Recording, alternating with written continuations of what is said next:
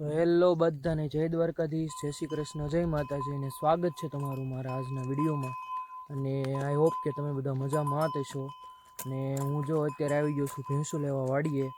તો આપણે જો બધી ભેંસોને રસ્તામાં આગળ કરી દીધી છે, બધી એમને માલી જાય છે ધીમે ધીમે.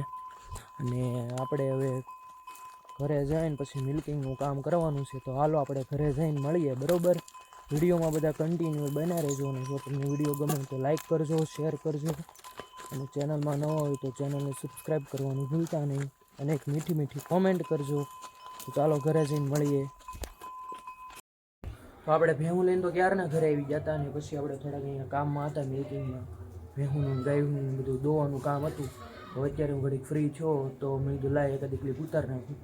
તો અત્યારે જો હું અહીં જો રાજવી પડખે ઊભો છું, આપણી રાજવી. અને જો હીરવા સામે છે વ્હાઈટ ઘોડી અને બ્લેક વશેરી, તમે જોઈ શકો છો.